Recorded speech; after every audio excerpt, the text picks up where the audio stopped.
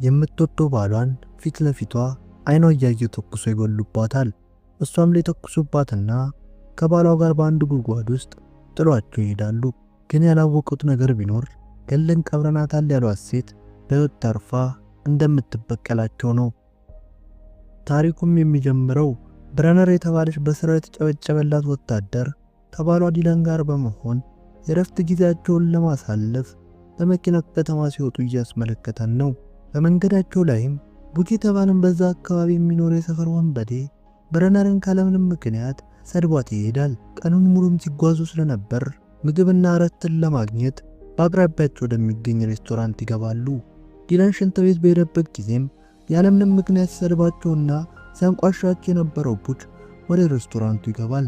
ቡችም ብሬነርን ለብቻ ሲመለከታት እንደለመደው ደስታ መጥቶ ስድቡና ጾታዊ ትንኮሳውን ይጀምራል።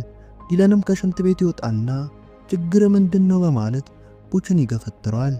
ነገሮችም ከመጋጋላቸው በፊት የሬስቶራንቱ ባለቤት የሆነችው ሚያ ታገላግላቸዋለች። ሚያም ለብሬነርና ዲላን ለቡች ያልተገባ ባህሪ ይቅርታ ጠይቃቸውና በዚህ አካባቢ ላይ የሚገኙ ሰዎች አዳዲስ ፊቶችን ሲመለከቱ እንደማይመቻቸው ተነግራቸዋለች። የሚፈልጉትን ከሬስቶራንቱ ከተጠቀሙ በኋላ መንገዳቸውን ይቀጥላሉ።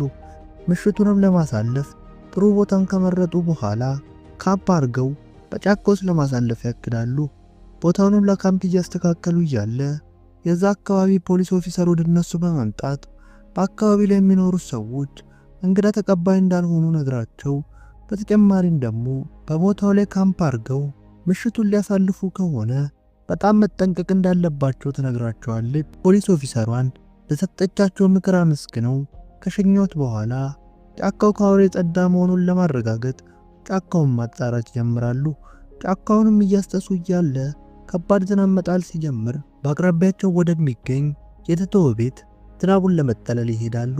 ቤቱ ውስጥም ጥሩ የፍቅር ጊዜን ያሳልፋሉ። ብረነር በድንገት የአንዱን ክፍል በር ስትከፍተው በክፍሉ ውስጥ ትላልቅ መሳሪያዎችን ስትመለከት በጣም ስለደነገጠች በፍጥነት ዲላንን ጠርታ መሳሪያዎቹን ታሳየዋለች።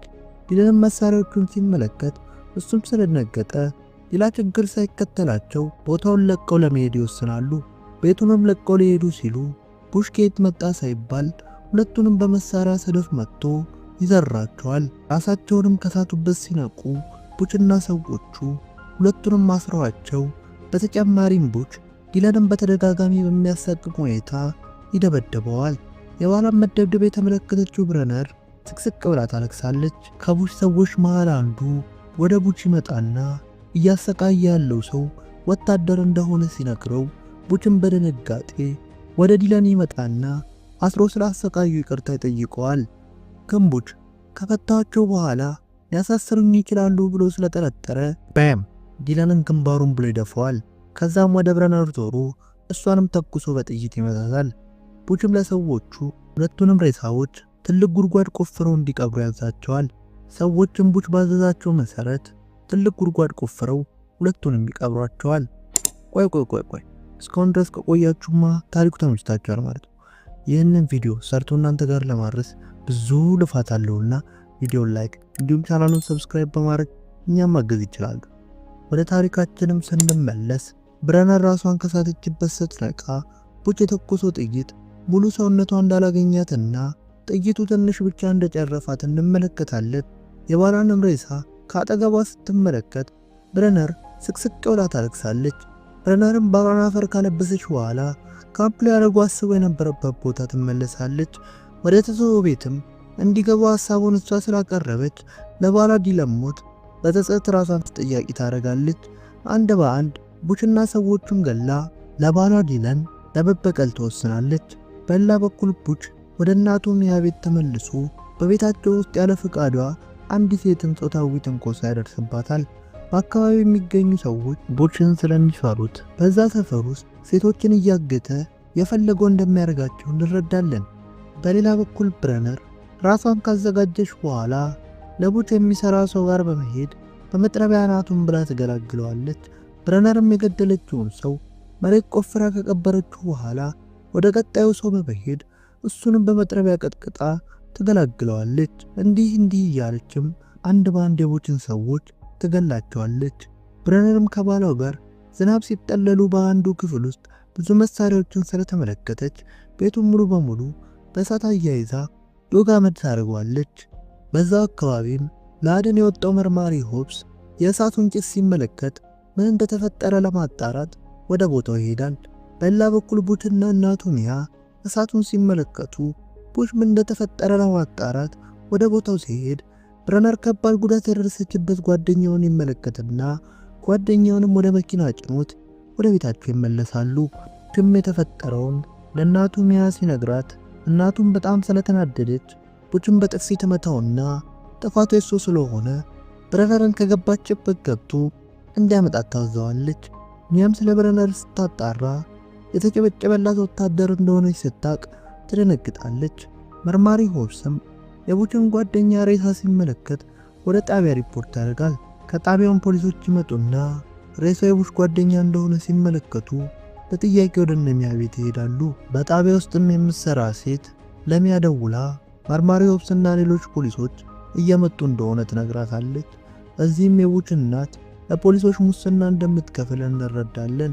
መርማሪ ሆብስም ሚያን ስለ ሬሳው ቢጠይቃትም ሚያ ግን ምንም እንዳልተፈጠረ ነግራው በጫካ ውስጥ ያገኘው ሬሳ ሰውየው ኑሮ ስለመረረው ራሱን አጥፍቶ ነው በማለት የረባ መልስ እንኳን ሳትመልስለት መርማሪ ሆብስን ታሰናብተዋለች። መርማሪ ሆብስ ግን ትክክል ያልሆነ ነገር እንዳለ እያወቀም ቢሆን ዝም ብሎ ቦታውን ለቆ ይሄዳል። በሌላ በኩል በርነር በጫካ ውስጥ ወጥመዶችን ካዘጋጀች በኋላ ቡችን ለመግደል ትሄዳለች። የዛን ቀን ምሽትም ቡችና ሰዎቹ ላጣቸው ጓደኛቸው በሚል ሰበብ ጥንብጥ ብሎ ይሰኩና ባሉበት ይተኛሉ። ቡች ግን በመሃል ይነሳና እንቱን ሊሸና ሲል ከየት መጣች ሳትባል ብሬነር ትመጣና ቡችን አንገቱን በጩቤ ወቅታ ለባሏ ትበቀልለታለች። በቀጣዩ ቀንም ብሬነር እዛው ቡችን የገደለችበት ቦታ ትደበቅና የቡች ሰዎች የተለያዩ ሴት ልጆችን እንደፈለጉ ሲያርጓቸው ትመለከተና ለታሰሩትም ልጆች በጣም ስላዘነችላቸው ልጆቹን ለማስመለጥ ታክላለች። ወደ ታሰሩበትም ክፍል ቀስ ብላ በመሄድ የታሰሩበትን ቁልፍ ሰብራላቸው ልታስመልጣቸው ስትሞክር፣ ነገር ግን አንዷ ልጅ በጣም ስለፈራች መጮህ ትጀምራለች። ጮታውንም የሰማው ኤሪክ የተባለ ሰው እንደ ብሬነር ላይ ተኩስ ይከፍትባቸዋል። ኤሪክም በተኮሰው ጥይት ሊያመልጡ ከነበሩት ልጆች መካከል አንዷ ትሞታለች። ይህን የተመለከተችው ብሬነርም በጣም በመናደድ በሚያስገርም ሁኔታ ጩቤ ተወረወረበትና ኤሪክን ትገለዋለች። ኤሚሊ ከተባለች ሴት ልጅ ጋርም አንድ ላይ ተያይዘው ወደ ጫካው በመሮጥ ያመልጣሉ። በሌላ በኩል ሚያ ልጇ ቡች እንደሞተና የታገቱ ሴቶች እንዳመለጡ ስትሰማ በጣም ስለተናደደች ብሬነርን ፍለጋ ያሉትን ሰዎች በሙሉ ታሰማራቸዋለች። ለፍለጋም ከወጡት ሰዎች መሃል ሁለቱ ብሬነርን አግኝቷት ሊገሏት ሲዘጋጁ ብሬነርም ከዚህ በፊት ባዘጋጀችው ወጥመድ አንዱን ትገለውና ከሱም ባገኘችው መሳሪያ ተጠቅማ ሌላኛውን ተኩሳ ተገላግለዋለች። ያን ምሽትም ብሬነርና ኤሚሊ አንድ ላይ ተቀምጠው ኤሚሊ እርጉዝ እንደሆነችና መሞት እንደማትፈልግ ስትናገር ብሬነርም ከቦታው በሰላም እንደምታስወጣት ገልጻ ቃል ትገባላታለች። በቀጣዩ ቀንም የቡች ሰዎች ኤሚሊን ይዟትና እንደለመዱት እያሰቃያት እያለ ብሬነር በጊዜ ቦታው ላይ ትደርስና ሰዎቹን ገላ ኤሚሊን ታስጥላታለች። በጫካው ውስጥም መውጫ እየፈለጉ እያለ በፊት ላይ ስለ አካባቢው ከነገረቻቸው ሴት የፖሊስ ኦፊሰር ጋር ይገናኙና እርዳታ ጠይቀዋት ወደ መኪና ይገባሉ። በጣም ደክሟቸው ስለነበር በመኪናው ውስጥ ጭልጥ ያለ እንቅልፍ ይወስዳቸዋል። ከእንቅልፋቸውም ሲነቁ በሚያና በሰዎቿ መሃል ራሳቸውን ተከበው ያገኛሉ። ብሬነርም በሴቷ ፖሊስ ኦፊሰር እንደተገዳች ትገነዘባለች። ወዲያውኑም ብሬነርና ኤሚሊን ማሰቃየት ሲጀምሩ ድብደባው የጠናባት ኤሚሊ ከቡች እንዳረገዘች ለሚያ ስትናገር ሚያም ኤሚሊን ትተው ብሬነርን ብቻ እንዲያሰቃያት ታዛቸዋለች። እነሱም ብሬነርን ወደ ላይ አስረው ለብቻ ያሰቃያታል። ከትንሽ ቆይታም በኋላ ኤሚሊ ለብሬነር ምግብ ያመጣች አስመስላ ብሬነርን ሲያሰቃያት የነበረውን ሰው አናቱን ብላ ዘርረዋለች። በፍጥነትም ብሬነርን የታሰረችበትን ገመድ ትፈታላትና ብሬነርም አንድ በአንድ በቤት ውስጥ የነበሩ ሰዎችን ደብድባ ትገላቸዋለች።